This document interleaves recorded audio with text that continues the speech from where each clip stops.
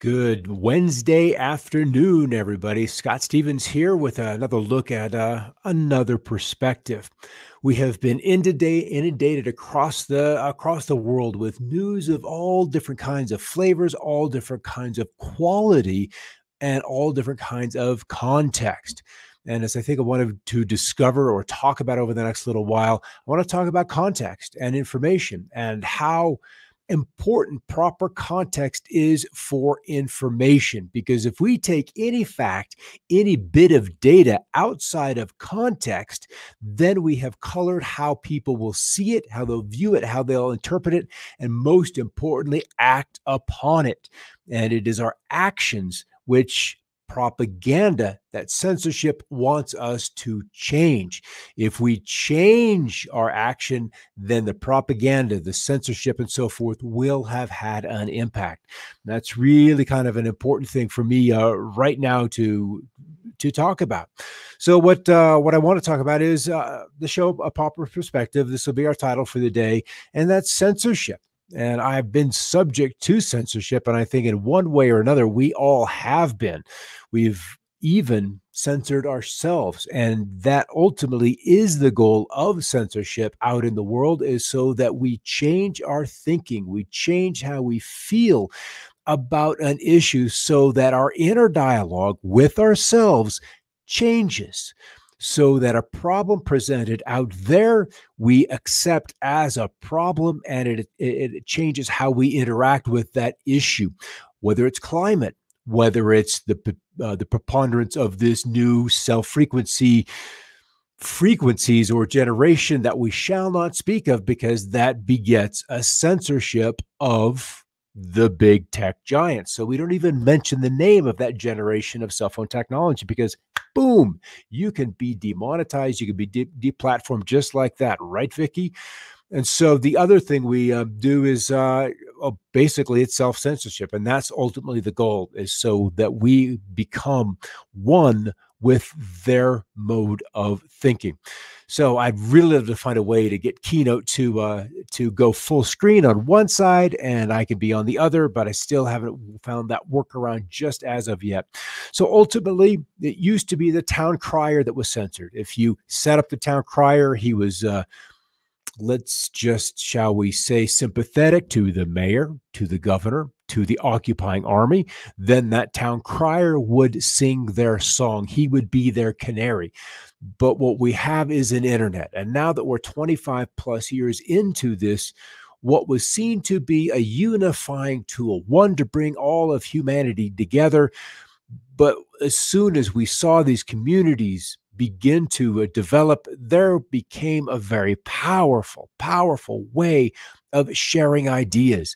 Those of us who did not conform to the mainstream had a tool to share our discovery, our informational, our thought discoveries with others. And whether we did or didn't share, that then became a responsibility that rested with us. So what we've come to is, don't let them censor the internet, the freedom of speech. If it is taken away, then dumb and silent we may be led like sheep to the slaughter. That is our founding father, George Washington. The freedom of speech was so vitally important to our founding fathers that it was enshrined as the First Amendment, and freedom of speech, freedom of assembly, freedom of redress. These are basic rights given to, truly given to American citizens, and we can only have them taken away if those that are in power. But between us, the Constitution, the Bill of Rights, and us, and that ends up being our elected representatives, elected by democracy or through the republic or the representative force of government.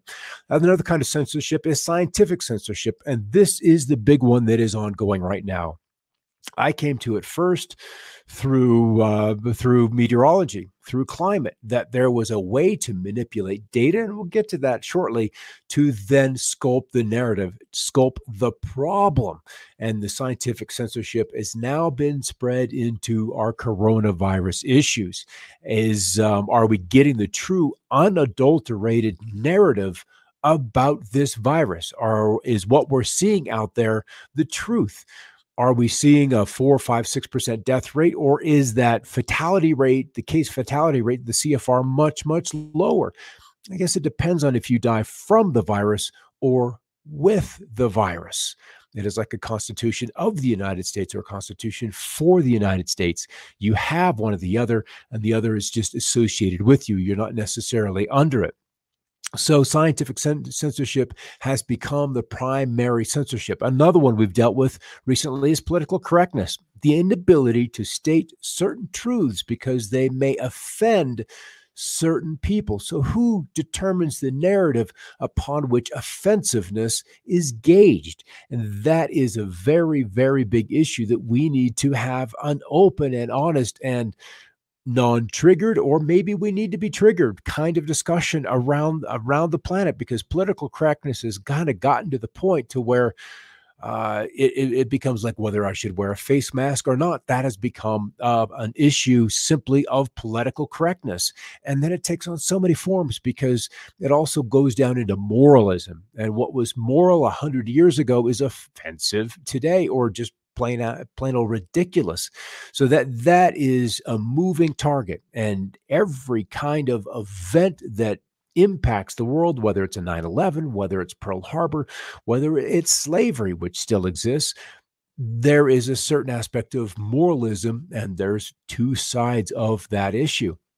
Salman Rushdie once said, "What is freedom of expression without the freedom to offend?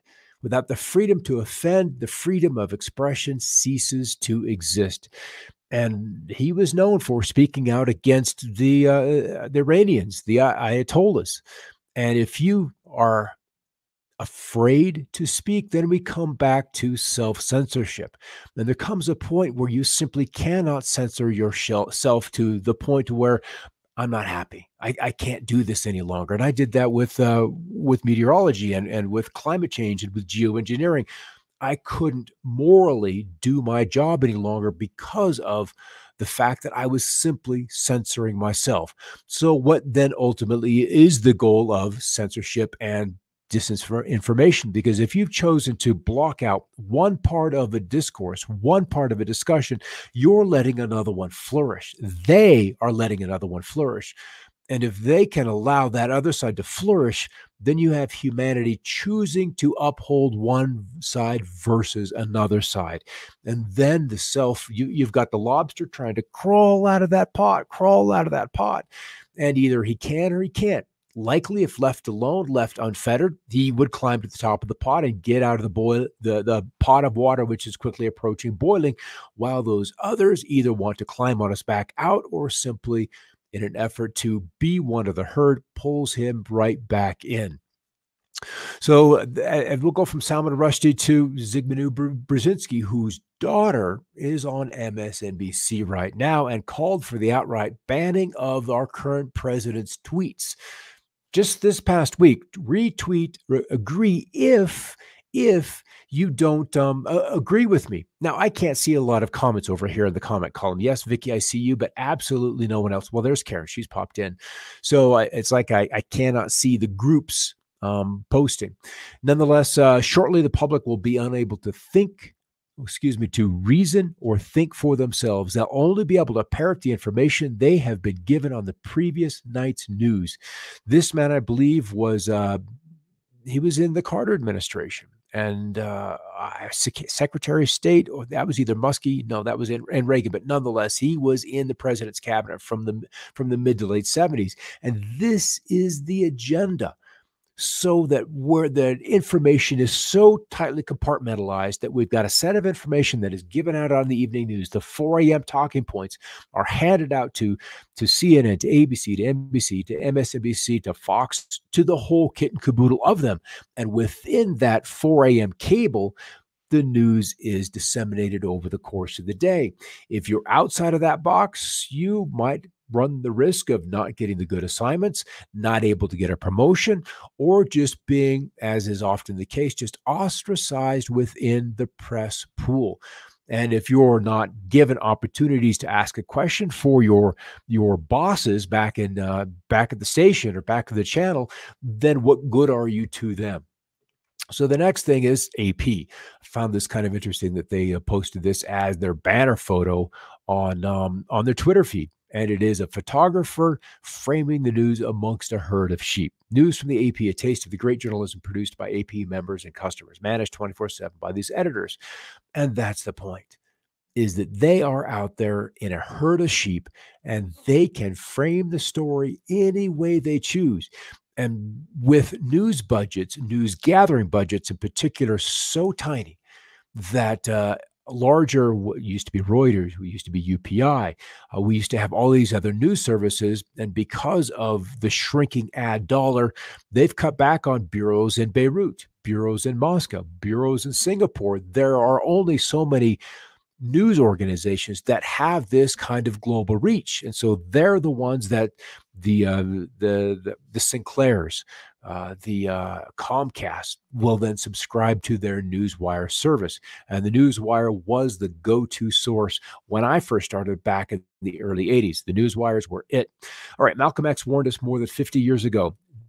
This is the media, an irresponsible media. Quote, it will make the criminal look like he's the victim and make the victim look like he's the criminal. If you aren't careful, the media will have you hating the people who are being oppressed and loving the people who are doing the oppressing. This is the sort of propaganda tactic that I would call psychological warfare. This was 50 years ago, Malcolm X. And we know how he met his fate, along with the Kennedys, along with, well, we'll end with his quote shortly. All right, and this is how we frame the news. This was photographed over in Europe during some of the marches last spring. And if you want, in France, and if you want to make it look like there's a movement, you get a group of people together. You love them up with attention, and they'll fall in line for you. You'll see them rowing up, and in the picture where they have the photographer versus the reporter, and then the background, it looks like there's a throng of hundreds, if not thousands of people lined up on this French street, when in reality, it is a group of probably not even 50. So it is your angle of view, the view from which you look at the event, that determines everything. So it is most important that we tend to back out. Vicky says, this is so interesting and important, Scott. We can see how they are manipulating the news and how this then shapes their narrative. And this is the key. This is truly the key to all of news. And this is what I feel and can see is so important as we move ahead, how we view each news story. And you've got to look at all of them, whether it's the BBC, whether it's French, whether it's any of the American ones, that there's a reason they have spent that very, very precious news hour or news half hour choosing which stories they pluck out of everything that's happening. There's hardly a story that if tonight you go watch the CBS Evening News, any one of those stories would have been a headline leader just last year. In fact, an epic story because of their monumental proportions. And today there's so much news that how they want to shape what you think inside your own head becomes their goal for the day. So we'll pop on down here back to climate. So how low could we go? Dr. Jean Esper, the head of Dendrosciences at the Swiss Federal Institute of Technology, quote, the purpose of removing samples is to enhance a desired signal. The ability to pick and choose which sample to use is an advantage unique to dendroclimatology. And this has to do with snow. This has to do with ice. This has to do with sea ice. This has to do with the conversion of water to snow. And then that begs the question, how low could we go? And this was in tree research. So as you choose the data, you cherry pick the data upon which models are built, upon which we sculpt a narrative, determines the story packaged, put together, and put in front of your consumer. And your consumer is the one that creates, or shall we say, shapes public opinion. There will always be some, I guess, like me and probably like you, if you're then watching, that will not bite. They'll see it. They've done enough thinking. They've done enough thinking on their own to be able to say, no, that just doesn't fit the narrative. That doesn't fit the storyline. That doesn't fit the data upon which I have built my reality or my understanding of whatever topic it is we're talking about.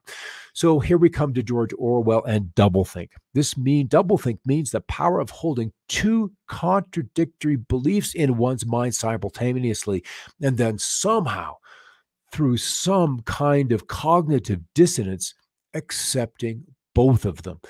And here's one of them from the Washington Post just not all that long ago. Trump's surprise Syria pullout is a giant Christmas gift to our enemies, when previously the same columnist, Max Boot, had said Trump can't do anything right. We don't need troops in Syria.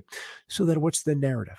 Stand back and look at these two stories, and there are literally dozens of these examples where the same authors, the same columnists, the same opinionists in the A-list media out there who have said one thing about a story, and days, if not weeks later, will come up with another headline, another article with a very different spin or different angle on this, while previously something was positive and now it is an unmitigated disaster. Same with climate. We'll go back just a little bit in time. The big freeze, scientists have found other indications of global cooling, and that being the so-called circumpolar vortex. This was back in 1974. And now today, we're still having these polar vortexes. They've not gone anywhere, and they're not going anywhere because they're always there.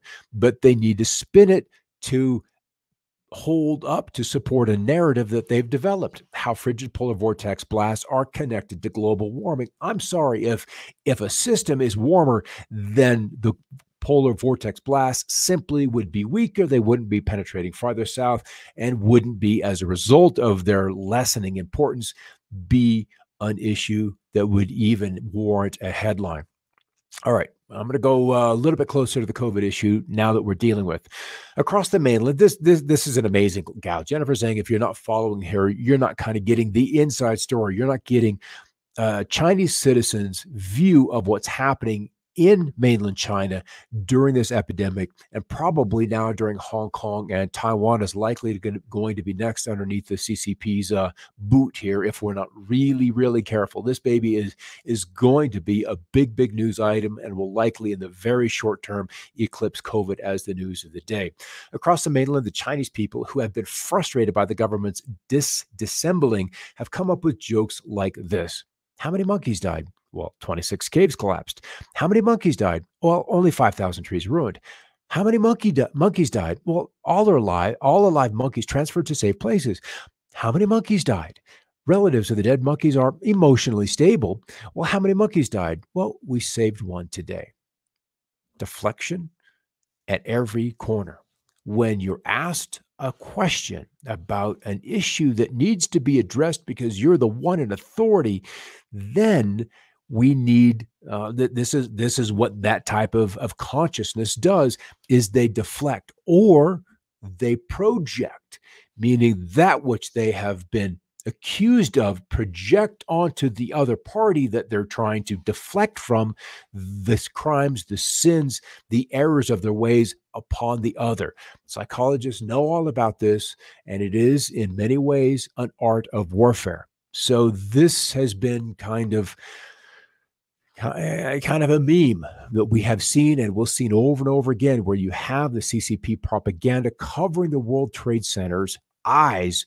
And if you cover their ability to see what's happening, that which comes out of their mouth will obviously not be relevant or truthful to the story. So this is Luc Montagnier, a Frenchman, and he was crucial back in the 80s in first isolating and identifying the virus, the HIV virus that causes AIDS. And it is his, not even opinion, but his scientific conclusion that this virus has been engineered, a very meticulous job, the craftsmanship of a watchmaker in COVID's genetic sequence. And that continues on. So what we're looking at is back to the WHO, why this organization was demanding countries impose zero border controls. It was also campaigning against the profiling of international travelers in order to prevent the stigmatization of the Chinese people. We're back to political correctness.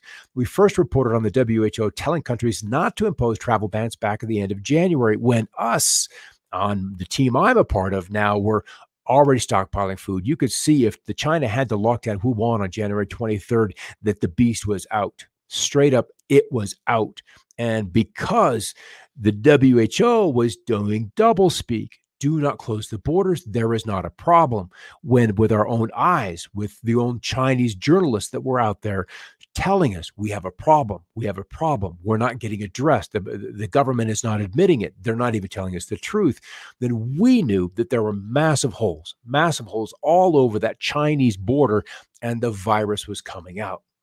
So in early February, the general director of the WHO Health Organization reiterated in a statement of which he said travel restrictions can have the effect of increasing fear and stigma, not restricting the movement of the virus, but he's worried about fear and stigma.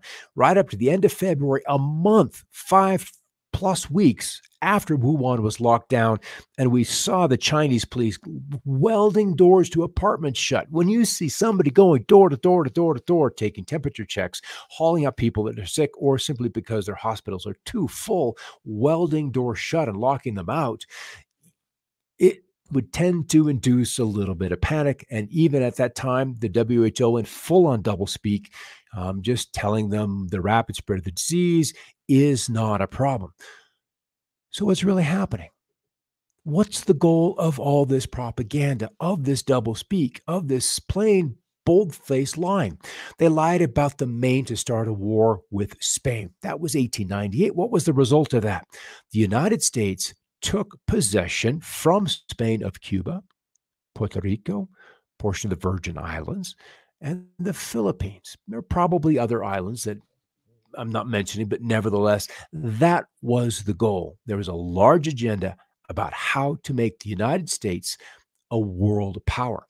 Lied about the Lusitania. That got us into World War I after non-intervention, isolationist,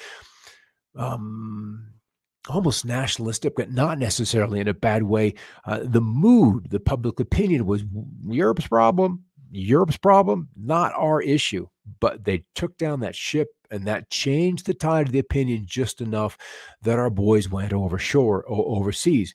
They lied about Pearl Harbor after pushing Japan through sanctions, through blockades, through the restriction of access to oil, to coal, to energy. Now, what other countries have we seen the United States doing that to in the last 10 years? There's a small list where this same action is working on that.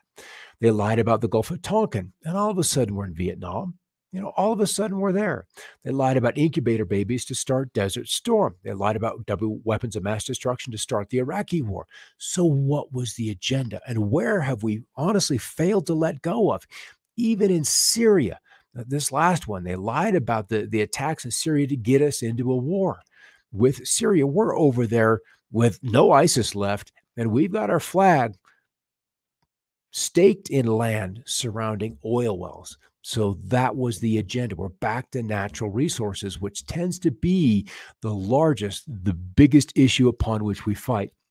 So some of us understand the mechanics of our economic, political, and social machine and we recognize that they're broken. The broken system cannot be fixed because it has been corrupted by people with evil intent. We could call them globalists, but also, and we've got to recognize this, and it's another point of view, that it wasn't there to cause thrivability, to cause a benefit to all of us. It was simply a system designed to fail. And we're going to go back to the fiat monetary system at this particular point. What was the agenda? And if we step back and see what's happened over the last week, the agenda was to crash almost everything and then replace it with a centralized behemoth, a global empire. The intent is to force the masses to accept this new world order using a false choice. Because we've been denied the information upon which to make the correct choice. We can have chaos or death, or order through total Orwellian control. Peace, sovereignty, and freedom are not offered as choices, and you would honestly think that they would be an option, but they're not right now. As Richard N. Gardner, former Deputy Assistant Secretary of State for International Organization under Kennedy and Johnson, so we're stepping back a period in time into the Cold War, and a member of the Trilateral Commission, wrote in April 1974 to issue of the Council on Foreign Relations, the CFR, the Journal of Foreign Affairs. This referenced on page 558 in an article titled "Hard Road to World Order." you begin to see that this is 40 plus years ago, almost 50 years ago, how long this has been going on. This is a multi-generational program, multi-generational. Quote, in short, the house of world order will have to be built from the bottom up rather than from the top down. That will look like a great booming, buzzing confusion. Where are we now? To use William James's founding or famous description of reality, but an end run around national sovereignty, eroding it piece by piece, will accomplish much more than the old-fashioned frontal assault. The answer offered to every disaster is always more centralization, even if centralization was a part of the problem from the beginning.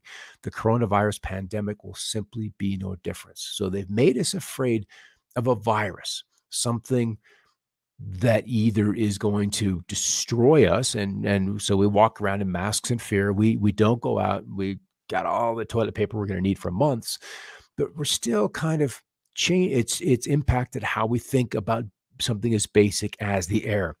We really need to ban this before someone gets hurt as we're looking at a campfire. So broadly, I think there's three possibilities. One, we return to the status quo ante of a system that has been designed for a world that had long ago changed and was at best barely coping with the emerging realities.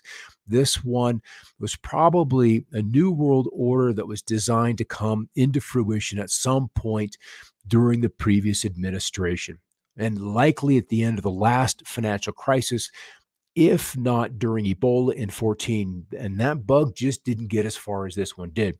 Or two, continue on an accelerated path of deglobalization in favor of nationalism and local solutions, even in the phase of, or more accurately, in reaction to challenges like pandemics, climate change, false or imagined or real, but we don't really know the causes, and then the disruptive consequences of artificial intelligence, whose very nature demand global solutions.